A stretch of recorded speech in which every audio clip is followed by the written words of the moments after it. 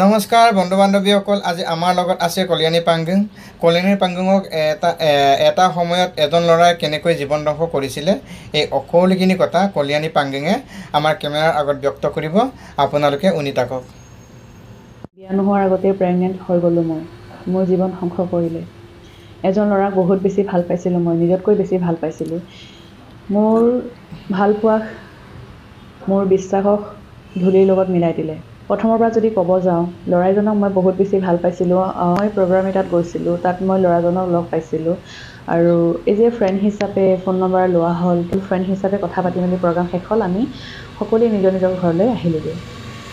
তাৰপিছত তাৰ পিছদিনাখনৰ পৰা ল'ৰাজনে মোক ফোন কৰে, মেছেজ কৰে, মেছেজ চিন নকৰিলে, ফোন ৰিচিভ নকৰিলে, ভইচ কল পঠিয়ায়। সেই তেনেকৈ বহুত মিঠা মিঠা কথা কয় আৰু বহুত বেছি জনা বুজা সেই তেনেকুৱা টাইপৰ কথাবোৰ কয়। তাৰপিছত লাহে লাহে ফোন কৰিবলৈ আৰম্ভ কৰিলে, সদায় ফোন কৰে। তাৰপিছত এদিন মই ৰিচিভ কৰি মেলি কথা পাতিলোঁ। তাৰপিছত ল'ৰাজনৰ লগত কথা পাতি ভালেই পালোঁ। ইমান বেছি শিক্ষিত ল'ৰা, ইমান বেছি বুজি পায় কথাবোৰ, বা মোক বুজি পাইছিলে, সেই তেনেকুৱা টাইপত আৰু একদম ভালকৈ কথা পাতিছিলে আৰু সেই তেনেকৈ কথা পতাৰ কাৰণে মোৰো ভাল লাগিলে। সেইটো কাৰণে মই ফোন কৰোঁ কেতিয়াবা, বা ল'ৰাজনেও ফোন কৰে। সেই তেনেকৈ আমাৰ কথা বতৰা চলি থাকিল। তাৰপিছত প্ৰায় 4 মাহমান তেনেকৈ কথা পতাৰ পিছত তাৰ আগৰ পৰাই মোক প্ৰপ'জ কৰি আছিলে, কিন্তু মই একচেপ্ট কৰা নাছিলোঁ। কিন্তু তাৰপিছত প্ৰায় 4 মাহমান হৈছিলে আৰু তেনেকুৱাতে এদিন আকৌ প্ৰপ'জ কৰিলে। তো তেতিয়া মই য়েছ বুলি ক'লোঁ। তাৰপিছত তেনেকেই কথা পাতি তাৰপিছত এদিন ল'ৰাজনে ক'লে যে তোমালোকৰ ঘৰত যাম বুলি। তাৰপিছত মই ভাবিলোঁ ঠিক আছে, আহা, নহ'লে মা দেউতাৰ লগত তোমাক চিনাকি কৰাব পাৰিম, ভণ্টিহঁতৰ লগত, দাদাহঁতৰ লগত তোমাক মই চিনাকি কৰাব পাৰিম। সেই তেনেকৈ এদিন মাতিলোঁ। তাৰপিছত ল'ৰাজন আহিল আৰু আহি পাই ইমান ধুনীয়া মা দেউতাৰ ভৰিত চুই সেৱা কৰিছে, বা ভণ্টিহঁতৰ লগত ইমান ধুনীয়া কথা পাতিছে, দাদাহঁতৰ লগত ইমান ধুনীয়া কথা পাতিছে, বা মোক ইমান বুজি পায়, মোক বহুত কেয়াৰ কৰে। অভিয়াছলি তেনেকুৱা ল'ৰা এজনেই বিচাৰিম ন।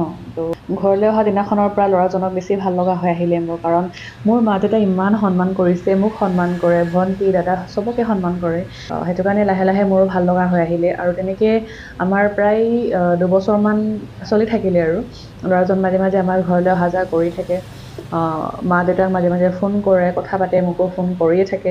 সেই তেনেকৈ লাহে লাহে মোৰ ভাল লগা হৈ আহিলে।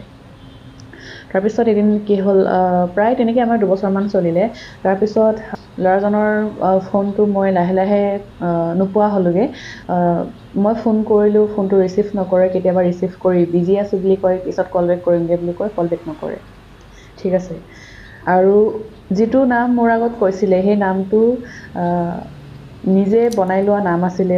তাৰ যিটো নাম হয় গাঁৱত, যিটো সকলোৱে তাৰ নামটো জানে, সেই নামটো আচলতে মোৰ আগত কোৱা নাছিলে, বেলেগ নাম এটাহে কৈছিলে মোৰ আগত।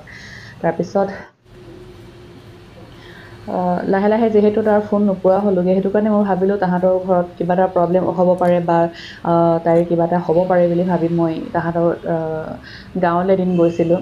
আৰু গাঁওখন চিনি পাওঁ, কিন্তু তাক মই চিনি পালে মই অকলেহে চিনি পাইছোঁ, বাকী মানুহ চিনি পাই যদিও সেই ল'ৰাজন বুলি আচলতে কোনেও জনা নাই। মোৰ নাম যিটো মোৰ আগত নামটো কৈছিলে, সেই নামটো তাৰ নিজেই বনাই লোৱা নাম আছিলে। তাৰ গাঁৱৰ নামটো, সঁচা নামটো মোক কোৱা নাছিলে। আৰু মোৰ লগত যিটো ফোনৰ পৰা যোগাযোগ কৰিছিলে, সেই ফোন নম্বৰটো আচলতে অকল মোৰ লগতে যোগাযোগ কৰিছিলে।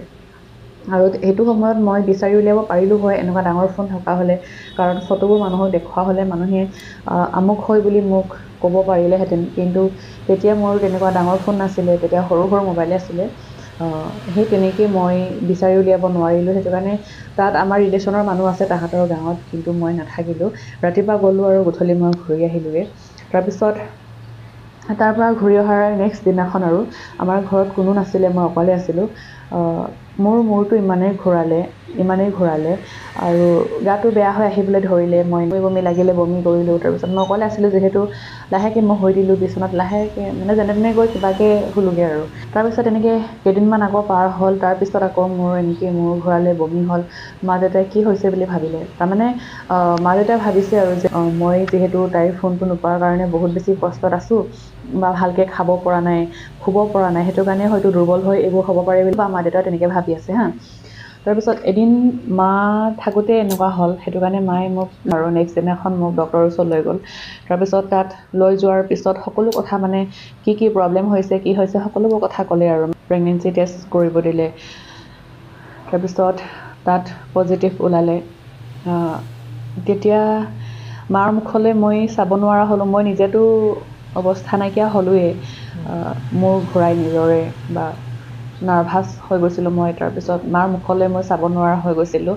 সেই সময়ত মাৰ মুখখন কেনেকুৱা হৈ গৈছিলে মই আপোনালোকক বুজাব নোৱাৰোঁ। তাৰপিছত মায়ে মোক মাতবোল কৰা নাই। তাৰপিছত নিজে নিজে মাৰ চকু পানী ওলাই আছে, চকু পানী মুচি আছে, কিন্তু মোৰ ফালে এবাৰো চোৱাও নাই বা মোক মতাও নাই। তাৰপিছত আমি ডক্টৰৰ ওচৰৰ পৰা ওলাই আহিলোঁগৈ আৰু ওলাই অহাৰ পিছত মই ৰাস্তাত গাড়ীৰ কাৰণে ৰৈ আছিলোঁ। তেতিয়া মায়ে আকৌ ডক্টৰ তালৈ ঘূৰি গ'ল। তাৰপিছত কি কথা পাতিলে কি মই নাজানো আৰু মই জাষ্ট বাহিৰত ৰখি আছোঁ, গাড়ীৰ কাৰণে মই ৱেইট কৰি আছোঁ, গাড়ী আহিলে যামগৈ আৰু মাক মাতি মেলি সেই তেনেকৈ ভাবি আছোঁ। তাৰপিছত মায়ে ডক্টৰৰ লগত কিবা কথা পাতিলে। নেক্সট দিনাখন আকৌ ডক্টৰে মাতিলে। মায়ে সেইদিনাখন নগ'ল, দেউতাৰ লগতে পঠিয়ালে। দেউতাৰ লগত পঠিওৱাৰ কাৰণে মোৰতো আৰু উপায় নাই, ভয়তে মানে পূৰা জ্বৰ উঠি গৈছে আৰু মোৰ। তাৰপিছত দেউতাৰ লগত পঠিয়ালে, কিন্তু ডক্টৰৰ লগত যিহেতু মায়ে মেনেজ কৰিছিলে এইটো বাচ্চাটো, তাৰ যিহেতু বাপেক নাই, মোক তেনেকৈ বহুত কিবাকিবি ক'লে আৰু দেউতাৰ লগত পিছদিনাখন মোক ডক্টৰৰ ওচৰত পঠিয়ালে। আৰু দেউতাই বাৰু একো গম নাপালে, ডক্টৰক যিহেতু মায়ে মেনেজ কৰি থৈছিলে, তো সেইটো কাৰণে মই গৈ পোৱাৰ লগে লগে ডক্টৰে যিখিনি কাম কৰিব আছে সেইখিনি বাৰু কৰিলে। তাৰপিছত তেনেকৈ লাহে লাহে ঘৰলৈ আহিলোঁগৈ আৰু ঘৰলৈ অহাৰ পিছত যিমানেই ভুল নকৰোঁ কিয়, মা সদায় মায়ে হয়। মায়ে মোক বহুত আপডাল কৰিলে। তেনেকৈ মই লাহে লাহে সুস্থ হ'লোঁ। ল'ৰাজন মোক ঠগিলে, কিহৰ কাৰণে কি কথা মই গম নাপাওঁ, আজিলৈকে সেইটো কথা মই গম নাপাওঁ। যিজন ল'ৰাই মোক বহুত বেছি ভাল পাইছিলে, মোৰ ফোনটো এদিন নাপালে বা মোৰ মাতষাৰ নুশুনিলে পাগলৰ নিচিনা হৈ গৈছিলে, সেই ল'ৰাজন মোৰ জীৱনটো ধ্বংস কৰি কেনেকৈ শান্তিত থাকিব পাৰিছে, সেইটো কথাহে মই আজিলৈকে নুবুজিলোঁ। কেনেকৈ মোক পাহৰিব পাৰিলে, ঘৰত অহা যোৱা কৰি মা দেউতাৰ মৰম, ভণ্টি দাদাহঁতৰ মৰম, মোৰ মৰমবোৰ কেনেকৈ পাহৰিব পাৰিলে, সেই কথাটো মই আজিলৈকে বিচাৰি উলিয়াব নোৱাৰিলোঁ। বহুত ল'ৰাই আহে মোক চাবলৈ। তাৰপিছত এসপ্তাহমান কথা পাতে, ঘৰত অহা যোৱা কৰে। এসপ্তাহমান কথা পতাৰ পিছত কোনোবাই কিবা লগাই আনে নে কি নাজানো, তাৰপিছত ল'ৰাকেইটা নিজে নিজে ছেট হৈ যায়গৈ। সেই তেনেকৈ বহুত ল'ৰা আহিলে, বহুত ল'ৰাই চালে মোক। তাৰপিছত এজন ল'ৰা আহিল, সেই ল'ৰাজন মোতকৈ বহুত ডাঙৰ হয়, বয়সস্থ টাইপত আৰু অকণমান। সেই ল'ৰাজন মোক প্ৰপ'জ কৰিলে। তেতিয়া মই উপায় নাপাই য়েছ বুলিয়েই ক'লোঁ। ল'ৰাজন মোৰ একদম মনৰ পৰা পচন্দ হোৱা নাছিলে, কিন্তু মা দেউতাই যিহেতু মানে এনেকুৱা গাভৰু ছোৱালীজনী যদি ঘৰত এনেকৈ থাকোঁ, কাৰ শান্তি লাগিব, কাৰ মা দেউতাই শান্তিত থাকিব পাৰিব, নহয় জানো? তো সেনেকৈ মই মা দেউতাৰ মুখলৈ চাই হ'ব বুলি ক'লোঁ। মই প্ৰথমতে হ'ব বুলিয়ে ক'লোঁ আৰু তাৰপিছত তেনেকেই আমাৰ বিয়া হ'ল। বিয়া হোৱাৰ পিছত প্ৰথম কেইদিনমানে ঠিকে থাকিলে আৰু তাৰপিছত আকৌ লাহে লাহে মোৰ জীৱনটো অশান্তি হ'বলৈ আৰম্ভ কৰিলে। আৰু ল'ৰাজনৰ যদি নাম এড্ৰেছ যদি আপোনালোকে জানিব বিচাৰে তেতিয়াহ'লে কমেণ্ট কৰি জনাব। আজি মোৰ জীৱনটো ধ্বংস কৰিলে, কাইলৈ বেলেগ এজনী ছোৱালীৰ জীৱন ধ্বংস কৰিব পাৰে, বা এতিয়ালৈকে কিমান ছোৱালীৰ জীৱন ধ্বংস কৰিলে ক'ব নোৱাৰোঁ। আশা কৰিছোঁ আপোনালোকে এনেকুৱা মানুহৰ পৰা সাৱধান হৈ থাকিব।